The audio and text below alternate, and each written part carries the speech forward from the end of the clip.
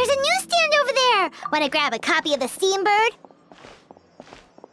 We know our Fontanian friends love a little drama. There's no way they let their readers down. Isn't that Charlotte? And standing next to her, surely that can't be Kaniche? How about... Lost treasure resurfaces at last. Behold the beauty of the Remurian teacup.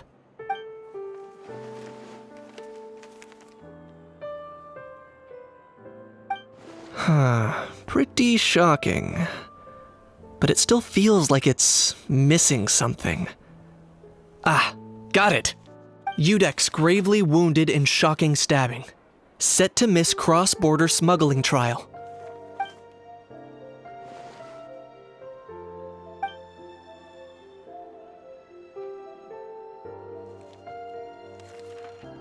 Huh? What? Did Paimon hear that right? Neuvillette was stabbed and gravely wounded? No, surely that can't be right. Can it?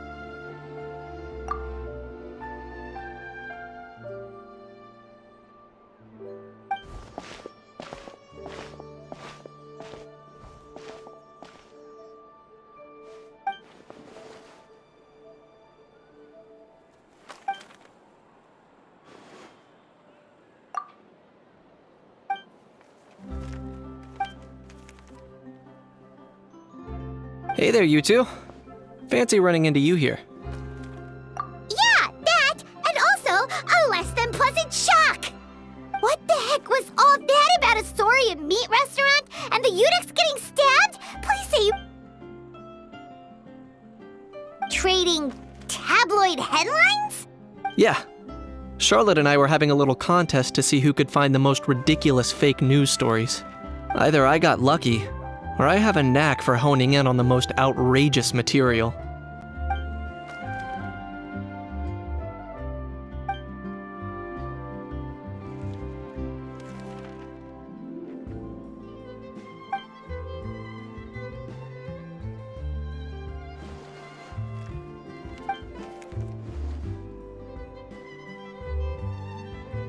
If I had to quantify it, I'd say about 1% of what they write is the truth.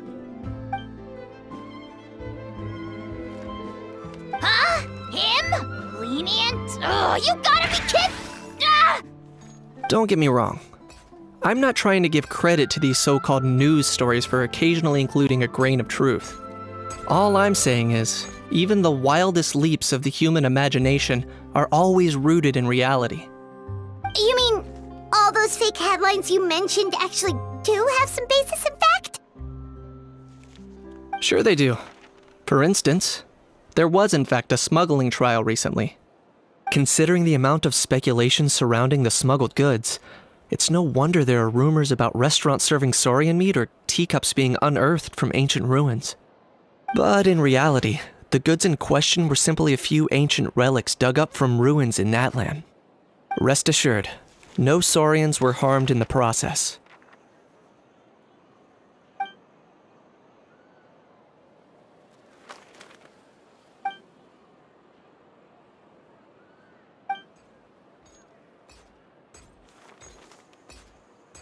Oh, okay!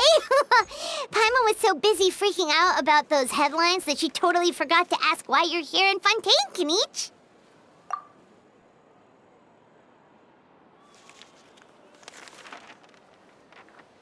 It was a pretty open and shut case, and my testimony in court was clear enough.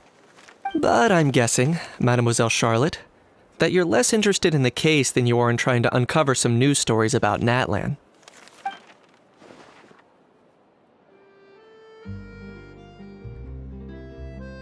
I appreciate your kind invitation, but like I said, storytelling isn't really my forte. Kaniche the speechless! Kaniche the tongue-tied! Huh? If you're dead set on doing an interview, why not talk to the Traveler instead?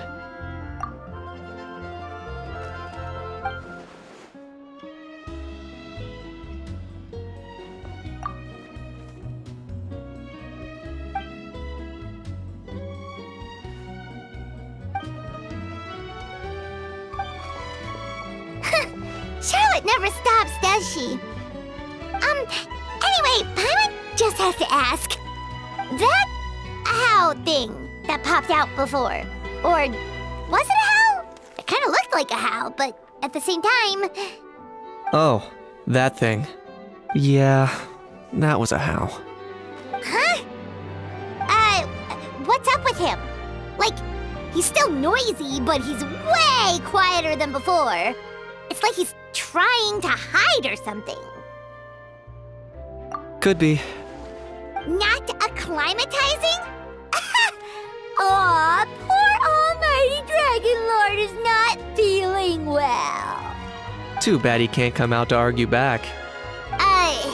What do you mean? There's nothing physically wrong with him. It actually has to do with a strange law we learned about after arriving in Fontaine. Apparently, it's forbidden to release flying objects within Fontaine city limits during the first 3 days of each month. Paimon sure does. Paimon's been down this road before. There's an easy solution.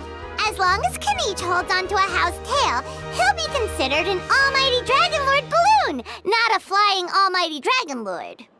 Not gonna lie, I was considering that. But a How wasn't too thrilled with the idea of huffing and puffing away in the form of a mini helium balloon. That said, it's pretty annoying how he keeps randomly popping up all of a sudden. Anyway, this morning I saw a notice outside the Palais Mermonia about an event that's set to take place outside the city soon. Something to do with filmmaking. I hear that's all the rage here. I was planning to stay here and do some exploring for a few extra days anyway, so I think I'll go check it out. It'll be a good chance to let that noisy helium balloon out. He might even learn a thing or two. If you're free, why don't you come along? I know where it is, so let me lead the way.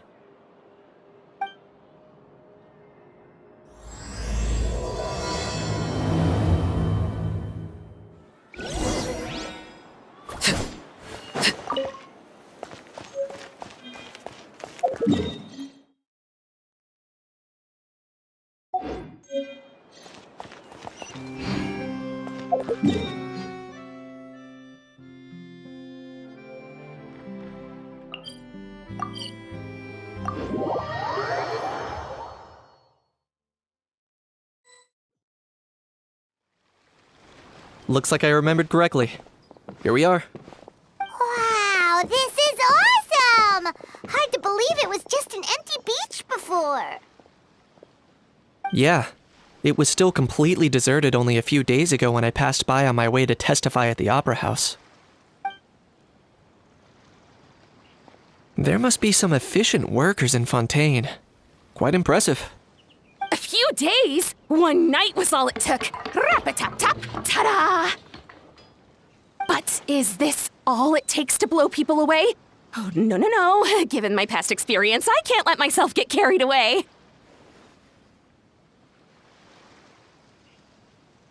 Well, I can't believe you actually remember me. It's me, Lapine Pauline. That's right, the unlucky one. Of course! How else would we have managed to build Fantasyland in a single night? Fantasyland? At least that's how I like to think of it myself. A magical land of fantasy, the stuff of film buffs' dreams. I know it sounds like I'm laying it on thick, but that really is the goal here.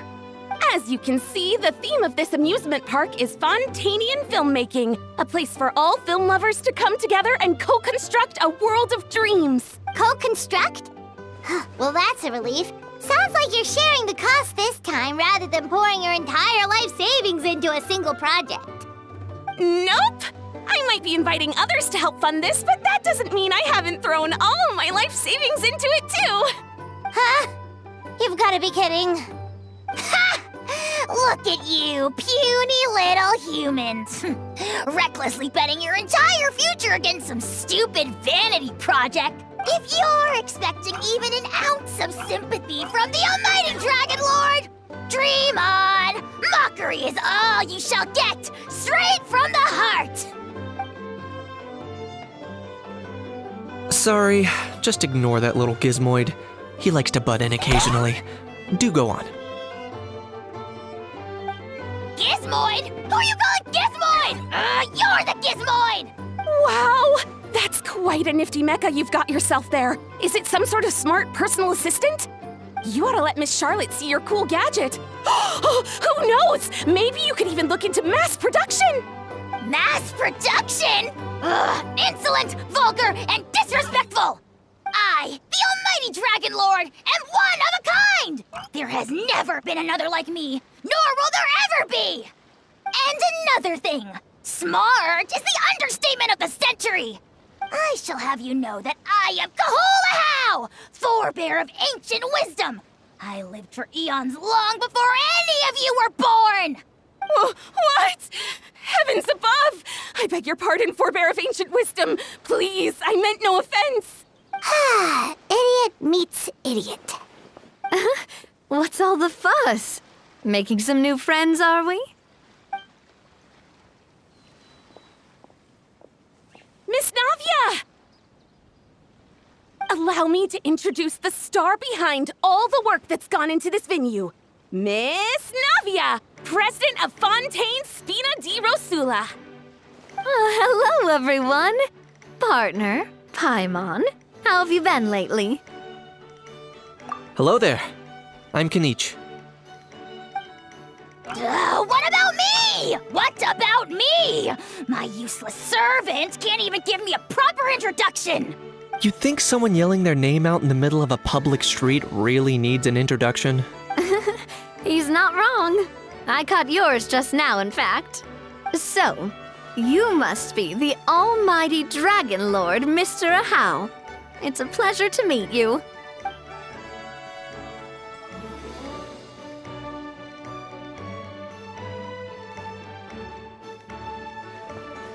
Oh, see that? That's what I call proper manners. Well, it's not every day you meet a well-mannered human. Navia, was it? Excellent. You may address the Almighty Dragon Lord by his name. Navia, don't you think the title Almighty Dragon Lord is a bit silly? It's no big deal.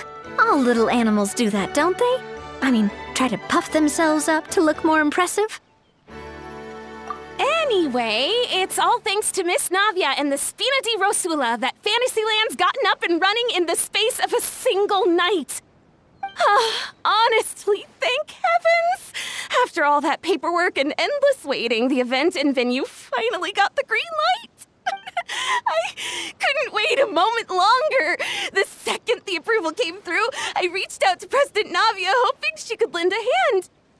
After all, who else but the Spina di Rosula would indulge such impulsive demands?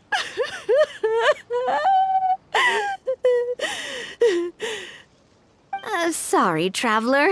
Miss Lapine Pauline sometimes gets a bit overwhelmed by her own excitement, as you can see. I'm guessing she hasn't gone into much detail about the event yet, so let me fill you in. In short, the Cheval Moran Film Fantasyland is a fan convention that's open to film enthusiasts from all over Teyvat. Miss Lapine Pauline is hosting this event and also providing technical support. Huh? Cheval Moran? That's right, the one and only Surintendant Cheval Moran. After much persistence and many solicitations, I finally obtained Lady Farina's permission to use the image of her close friend. Not only is our adorable mascot drawing in fans by the minute, but she's also boosting her own popularity. And that was always the goal, a win-win arrangement. It's been a while since we last met, but still, it's a surprise to hear Lapine Pauline coming out with such sensible ideas. By the way, Miss Lapine Pauline, have you decided to switch careers and go into film tech? Not exactly. By chance, one of the prototype lenses I developed caught a photographer's eye, and it's now being used for the latest cinematic productions. Thanks to this unexpected opportunity, I've had the chance to invent various film-related equipment and props. That's right. So don't underestimate Miss Lapine Pauline, our resident engineer. She's the technical powerhouse at the core of this entire event. As for the Spina di Rosula, we're mainly here to take care of planning, operations, and management. For anyone feeling inspired to set up a booth, Miss Lapine Pauline and I will provide the necessary technical and operational support once their application has been approved. By the way, traveler, are you at all interested in taking part? It would be a chance for you to earn some extra income. Plus, with your skills, I'm sure you could bring something special to the table. Paimon would be even more tempted if you were to, say, throw in one of those fancy feasts she's seen in those gourmet food reels. Well, as it happens, that'll be a piece of cake. Everyone needs to eat, whether they be tourists or the stall owners themselves. So thanks to Miss Navia's help, we've managed to invite none other than the celebrity chef, Miss Escoffier, to run our theme restaurant. Look over there! You! Yes, you! For the last time, the ingredients have to be in the right ratio! Get it right next time, or you might as well just lie down on the chopping board yourself. She seems a bit busy right now. Well, I'm sold. I think I'll make a Hao go be her assistant. You little... What's your game here? Demoiselle, sorry to bother you, but there's an issue over here that requires your personal attention. Apologies. Looks like it's back to work with me. Please feel free to take a gander at what we've got. Anyway, if you're interested in taking part, come find me later.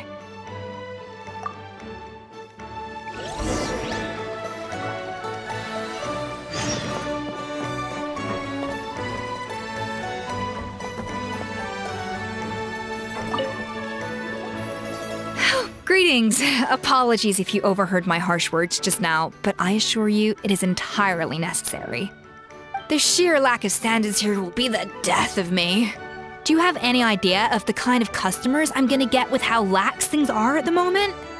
The ones that leave their guns behind by accident and then come back to collect them later bringing ammunition with them. Yeah, that's the kind of customer you wouldn't forget in a hurry.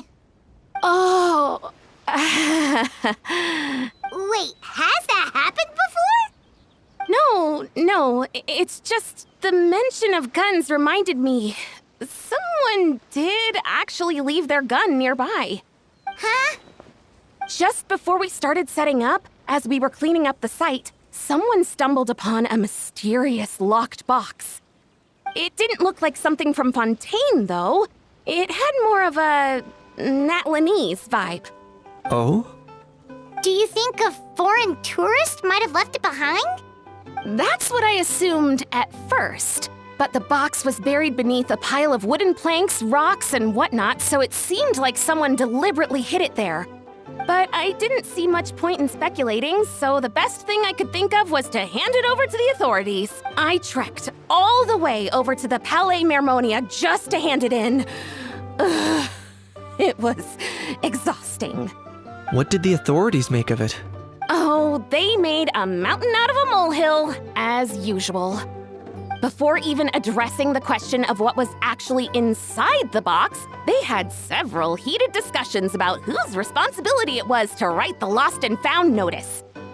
Thankfully, the ever-reliable Officer Sedine stepped up and immediately called in the Marechaussee Phantom to crack the lock and check if there were any dangerous items inside.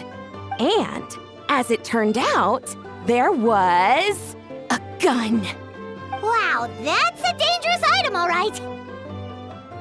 Mind if I ask what kind of gun it was? Oh yeah, Mr. Kanich, you're from Natlan, aren't you? Do you know a lot about guns?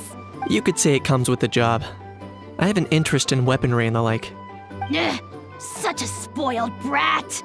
What, are the toys I gave you not good enough for you anymore? Yep, got sick of those long ago. You little... How dare you turn your nose up at my gifts? Why Time for a timeout, old-timer. Sorry, where were we? Oh yeah, do you recall what the gun looked like? It's a bit hard to describe. If you ask me, it didn't even really look like a gun. Give me a second. I'll knock out a quick sketch.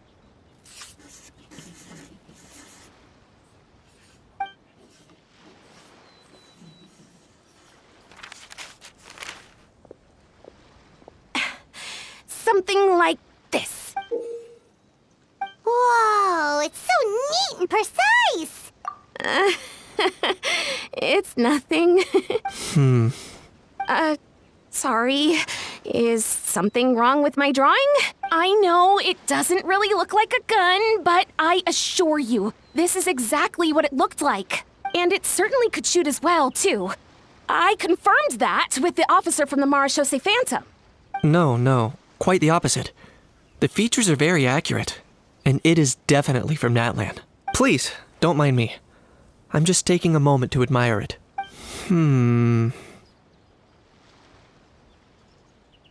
I should be the one thanking you.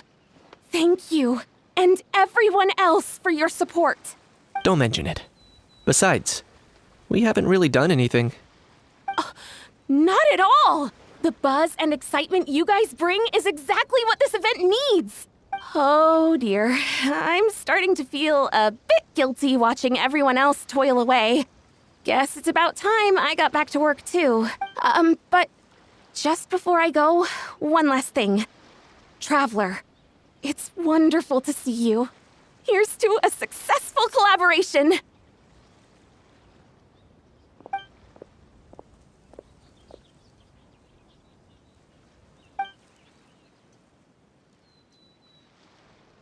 I'm sure you noticed that there was something unusual about that gun.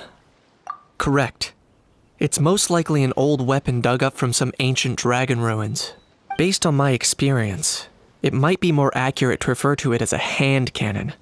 But in Fontaine terms, it's not wrong to call it a gun. Given why I came here, don't you think it's curious that an ancient dragon relic of unknown origin would turn up like this, out of the blue? I suspect this gun might have something to do with that smuggling case. It might have slipped through the cracks. Time is of the essence, so I'd like to head over to the Palais Mermonia to verify my suspicions. Perfect. Then we can head out right away. Or, if you want to catch up with your friends first, I can wait.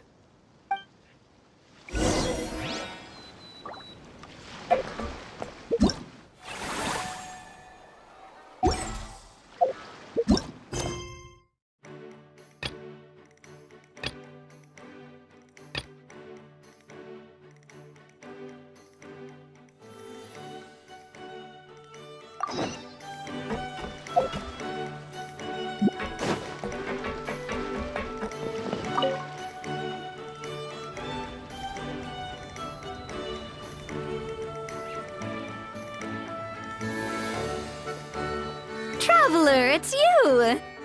Ready to join the Cheval Moran Film Fantasyland crew? It's time, dear partner in Paimon, for us to turn our attention to the Cheval Moran Film Fantasyland. As I mentioned, the park was started up by enthusiasts who brought in the Spina di Rosula to handle the planning, construction, and operations.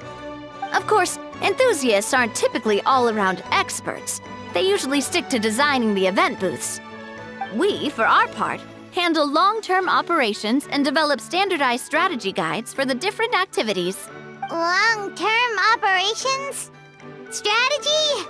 It all sounds so complicated. We spend most of our time adventuring and we barely have any experience running a stall. Do you think— That's more like it. You've seen it all before, haven't you, partner? I'd even go as far as to say you've shaped some of Tevat's biggest business ventures. Anyway, first things first. Let's get an overview of how the whole festival's gonna be run.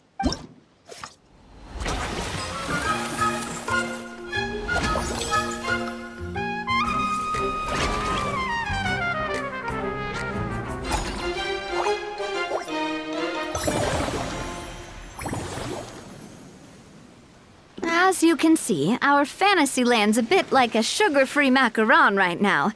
Several areas are still under construction. The Spina's only been able to hire a limited number of craftsmen. Besides, we don't have enough experience to handle multiple projects simultaneously. That's why I chose to adopt a time slot-based planning method, so we can focus on specific tasks during each designated period. Upgrading facilities, expanding the venue, hiring staff. All of this requires funds and time slots to accomplish. So, it's our job to allocate precious time slots in each business cycle to the most worthwhile tasks. As we attract more guests and earn money to add to our funds, we'll also be able to work more efficiently, which will allow us to divide each cycle into finer time slots, which will let us get more done. So we'll be limited in the decisions we can make and tasks we can focus on within each time period. Which means we have to use our limited actions and Mora to earn even more Mora. Kinda like playing chess or cards then. Cooking up a strategy in advance is gonna be key. Paimon thinks she just about gets it. How do you feel about it, Traveler? Yep, come on, we can do this. You mentioned standardized strategy guides just now. Does that mean there are non-standard ways to take part too? Of course. Film and entertainment mean different things to different people. And there's gonna be a wide range of exciting activities for people to try out. If we're not careful, some visitors might wander off and end up getting in trouble. And others might pick up dangerous props by mistake. To avoid confusion, we need to create a standardized strategy guide for each activity. Just think of it like a walkthrough. Wow, if we're the first ones to test out the activities, who knows what surprises there could be waiting for us. But if we hit a tough spot, we'll just have to rely on our skills to carry us through. Hopefully it goes without saying that I'd never put you in danger, partner. I carefully checked all the existing activities before you arrived, and I can assure you that they're all perfectly safe. I also wanted you to experience the activities before anyone else gets to. It'll be fun. Plus, we'd like to hear your thoughts and suggestions. Oh, those are two things Navia is best at. Making people feel safe and having fun. Great! Well, I can't wait to hear what you think.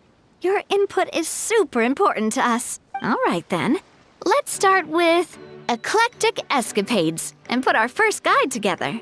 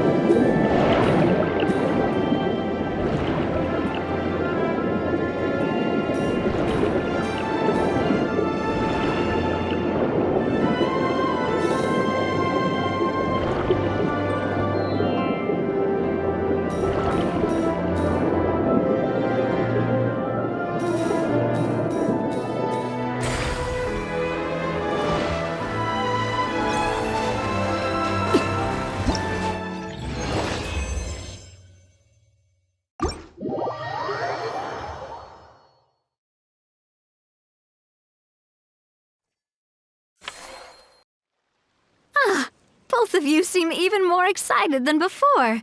Looks like your first trial run didn't disappoint.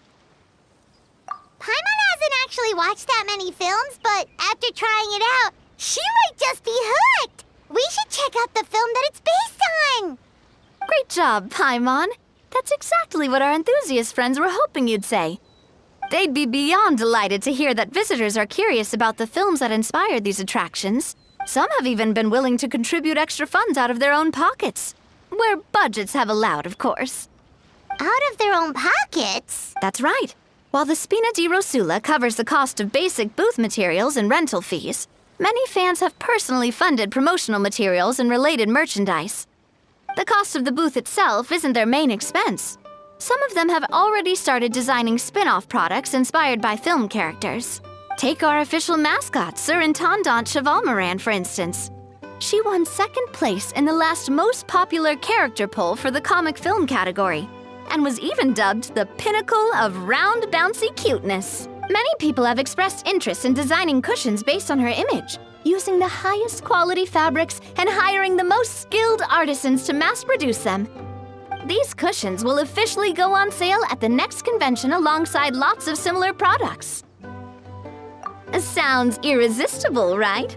Plus, as Surintendant Chevalmoran's guardian and official image rights agent, Farina will receive 60% of the sales revenue. After all, the fans are doing this voluntarily, not for profit, but to promote Surintendant Chevalmoran's adorable image. The more Mora ends up in Farina's purse, the better Surintendant Chevalmoran's meals will be. And who wouldn't be happy to hear that? Oh, Paimon likes the sound of that.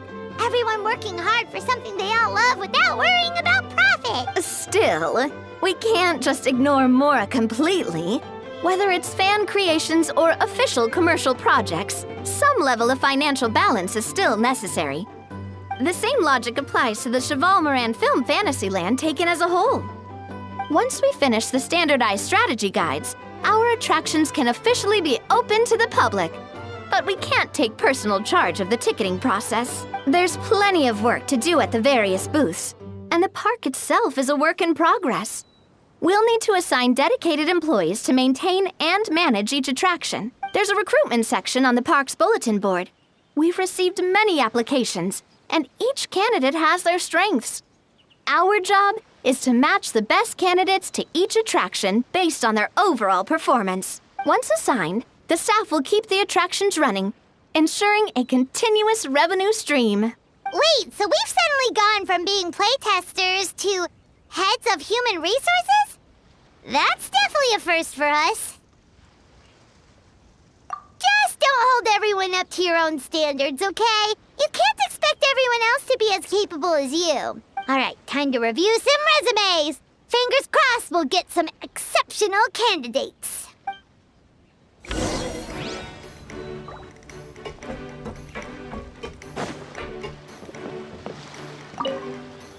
When reviewing resumes, pay attention to each applicant's area of expertise.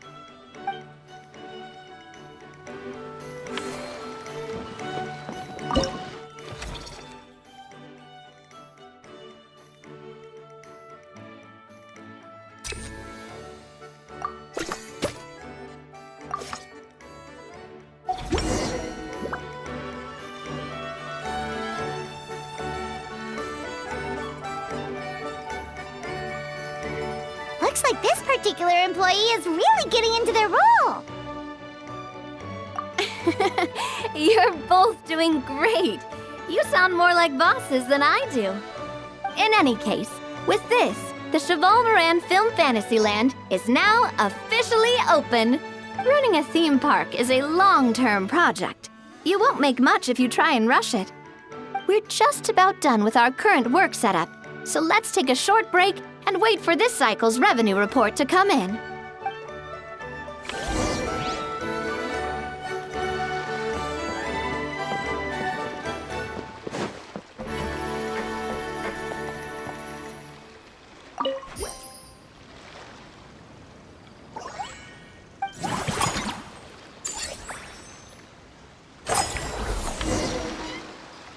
Well, the numbers might not look that impressive, but given that we're just getting the ball rolling, I'd say that wasn't a bad start. Building on this momentum, we must consider rolling out more unique business strategies during the next cycle. To draw in the crowds, I've invited one of Fontaine's very own celebrity chefs, my good friend Escoffier. She'll be performing right here in the amusement park's restaurant. On that note, let's go catch up with her. So, is the restaurant part of our business strategy too? There are so many layers to this operation.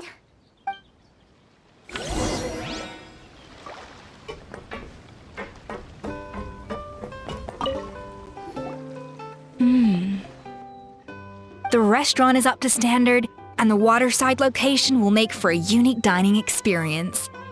The beautiful scenic reflections in the water create a stunning backdrop, lifting diners' spirits and allowing them to truly savor their meals. Ingredients, check. Cooking utensils, check. Looks like we're ready to rumble. Hey there, Escoffier! Oh, my employers are here. The president of the Spina di Rasula, plus the famous traveler and Paimon. I must say, you seem a bit overqualified to be running a film-themed amusement park. I'd say that if anyone here was overqualified, it would be the former head chef of the Hotel de Boer. Wherever you walk, the aroma of fine cuisine follows in your wake. Let's get back to business. I'm guessing you want the traveler to help me decide the theme dish for each cycle, right? This is the business strategy I mentioned earlier.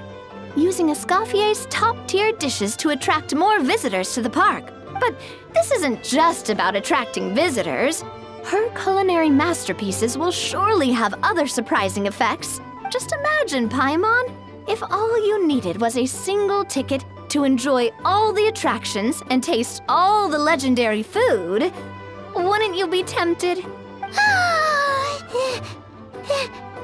Then Paimon come every single day! Now, here's the twist. To get the most out of this strategy, the menu can't be made public. Based on research by a certain food branding consultant, many restaurants have started offering a special chef surprise dish. So give me some inspiration every few business cycles, and I'll decide on our next theme dish. Now then, give me your hand. A warm and energetic feel. Your hands are calloused from wielding your sword, but still quite delicate. When you grasp its hilt, it's like you're holding the bow of a violin. A sword, then. The theme this time shall be strength. All right, let's find out what strength looks like in gastronomical form.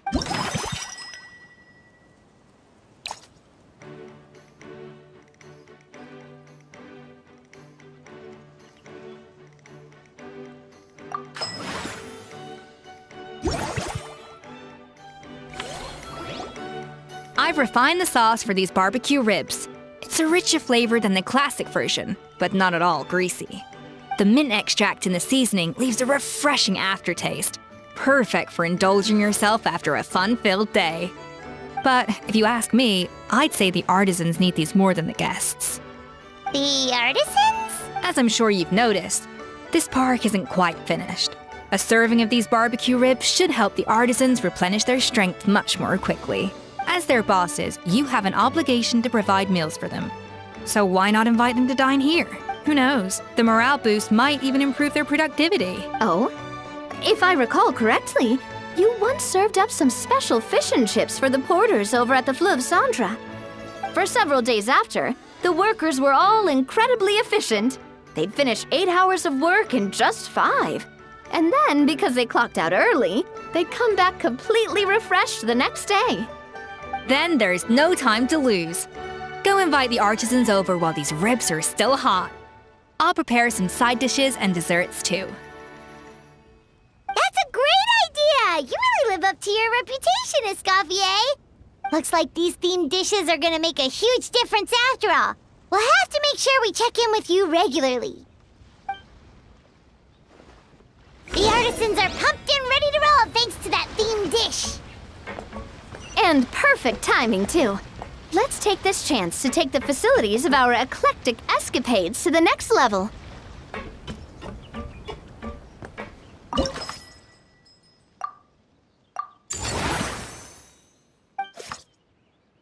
We should be able to attract more customers by upgrading the stall, don't you think?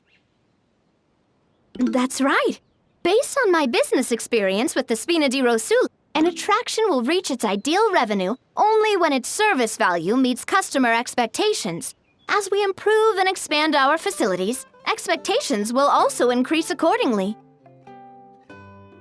When that happens, we can deploy more capable employees or invest funds in training to enhance our employees' skills.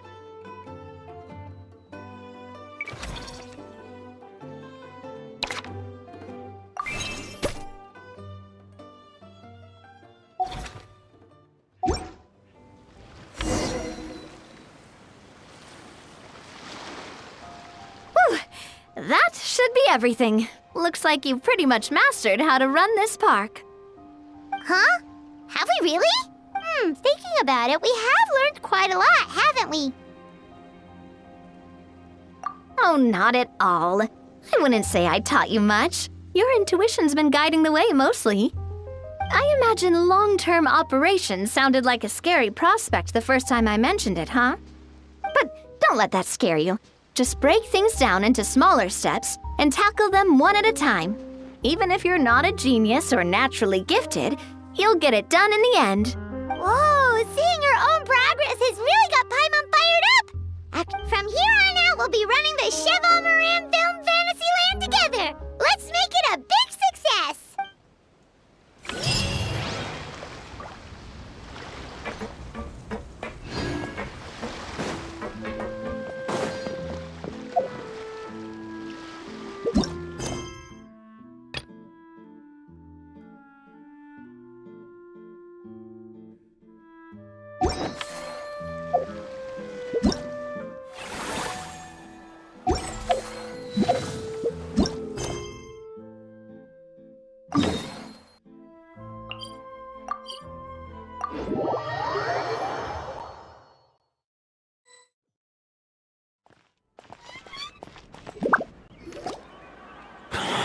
Oh, man. Bro! Are you mimicking me? Now's not the time. Come on. No, I mean, one of our buddies is here, for real. Quite a few of them, actually. Aurora and Aoife, what brings you to Fontaine? Huh? How come you're... I'm guessing Kanich is here because of that international smuggling case, right? I've heard quite a bit about that. Word sure gets around quickly, huh? First time abroad and you're already making headlines. Oh, stop it. It's not like I was the center of attention. Wasn't expecting to see the Traveler and Paimon here too, though. Come on, Aoife. Huh? A traveler, by definition, is someone who travels around. Fair point. Anyway, back on topic. Wait a second. I lost my train of thought. What were we talking about again? Why, you're all here, of course. For vegetables. Fork-a-cuckoo. Huh? I'll go first. It's for the Chevrolamine Film Fantasyland. Wait, is that right? It's Cheval Moran. Ah, right. I keep stumbling over that one. Guess I owe Cheval Moran an apology, even if she's not here. Anyway, long story short, the festival restaurant urgently needed fresh vegetables from Natlan, which is why Aoife and I are here. So, you guys are vegetable couriers? He is. I'm just here as a responsible adult. It's his first time traveling so far away from home, and all the elders in his tribe were worried. So they had me come along. Even though it's your first time too. Right, but they still picked me to accompany you. You gotta wonder why that might be. Don't you get it? They all just saw how overworked you were, so they used it as an excuse to send you off on a vacation. Wait, what? So I'm getting the grandson treatment now too? See, doesn't matter how much older you are than this dude. Hang out with him long enough, and you'll eventually find yourself being treated like a kid. Meaning everyone looks after you. What's so bad about that? In theory, nothing at all. In that case, guess I better start over. Hi guys, my name's Aoife, and I just turned 5. Paimon's not sure who the responsible adult is anymore. So, what about Kakuku? If If he was here, we'd be making more of a ruckus than we already are. That's exactly what's got me worried. Aoife, there's nothing to worry about. You're a big boy. You can handle yourself now even without Kakuku. You think that's what I'm worried about? Anyway, my priority right now is Kakuku.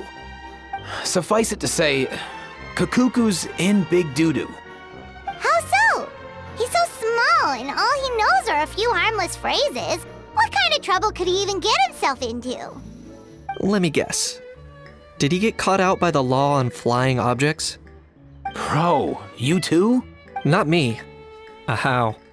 Oh, that pesky little chatterbox. So that's why he hasn't interrupted us this whole time. Guess he's too scared to show his face. That, plus he's already spouted enough nonsense for one day.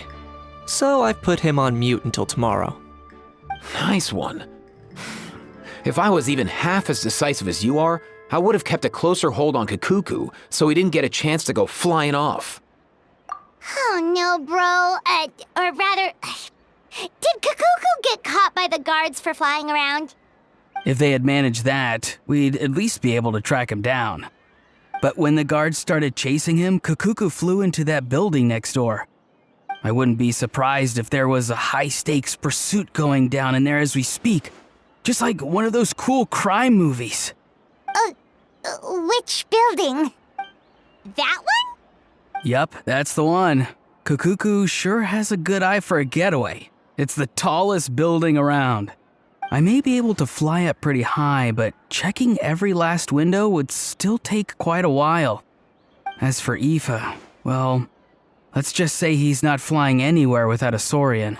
Sorry. Not like it's my fault, though. You don't have to apologize on my behalf. Wait a sec. What's this got to do with how high you can fly? Kakuku's got himself into a real mess here, like a panicked animal running straight into a trap. It's pretty worrying. I'm starting to picture him flapping through a barrage of gunfire while important documents are flying about left, right, and center. Heck yeah!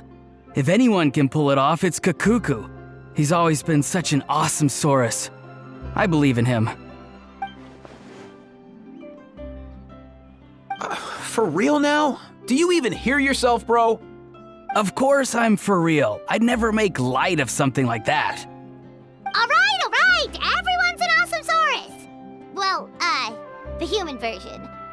But our priority right now should be to go in there and check up on Kakuku. Leave it to us. You sure? Wow, awesome. That'll be a huge help. And if Kakuku doesn't listen to you, I give you permission to pull out a couple of his feathers.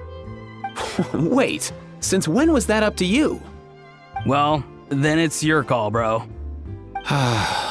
All right then, if Kakuku doesn't listen to you, I also give you permission to pull out a couple of his feathers. There you go. If he objects to that, tell him to come find us. He won't. Trust.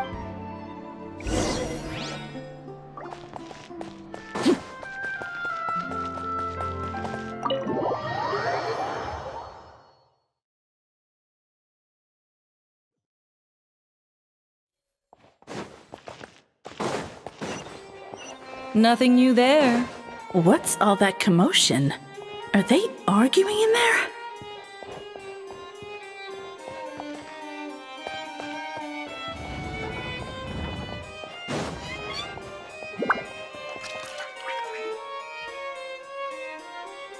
No way, bro!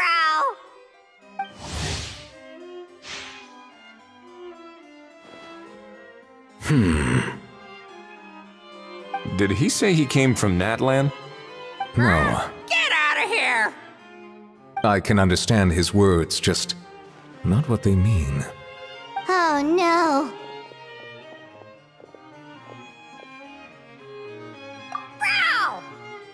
Bro! He keeps repeating the same things over and over again. Oh, you know one another. He's a friend, yeah. A Saurian friend, let's say. Great. Well, that was easy. Looks like we've tracked down the owner. Guess that's one less lost and found notice for you to write, Monsieur Neuvillette. For real? Traveler, was there something important you wanted to discuss with the Udex? I'm just about done with my business here. Need me to step out? Stay and hear them out first. Perhaps it will have some bearing on your own work.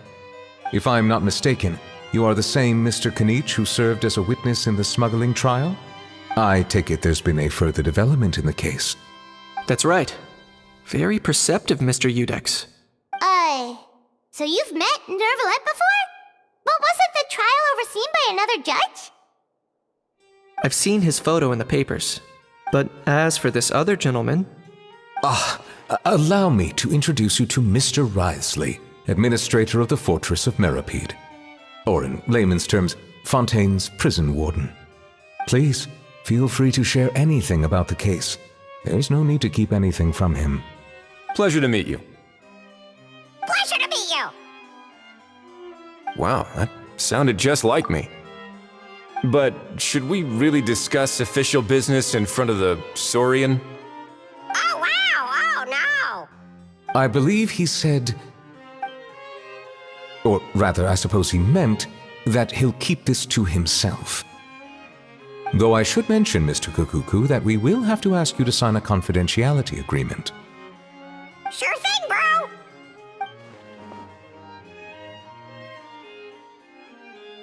Let us return to the matter at hand. Mr. Kanich, was there something else you wanted to discuss relating to the case? Yes. Let me fill you in.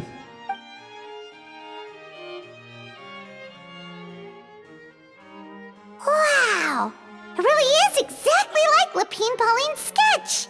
That must be all that practice drawing engineering blueprints, huh?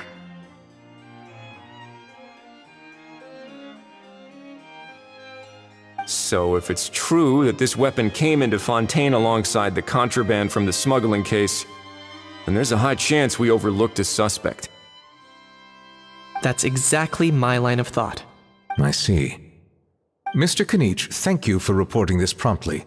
I'll arrange for the Marechaussee Phantom to investigate right away. We should begin by questioning the prisoners in custody. Wriothesley. I'll sign off on the interrogation request, don't you worry. That would be much appreciated. It's lucky that the Palais Mermonia wasn't scheduled to release any public bulletins today, and that this guns lost and found notice hasn't been written up yet. In other words, the news hasn't leaked. I'll be staying in Fontaine for the time being. If there's any progress in the investigation or you need my help, feel free to reach out anytime. Yep, we were just about to go help out with Lapine Pauline's convention. If there's any news, we'll keep you all posted. Marvelous. Thank you all. Well then, all that's left is to...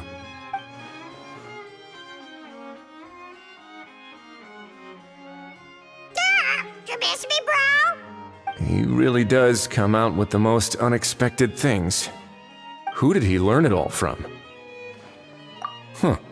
Well, it's pretty extraordinary. Anyway, according to due process, we must first determine whether Mr. Kukuku qualifies as a flying object. And, following on from our conversation just now, he also needs to sign a confidentiality agreement. Drafting said agreement may take some time. Looks like you'll be staying with us for a while then, Kukuku. Excited? That would save us a lot of trouble. Many thanks. Alright then, we'd better get going. No need to see us off.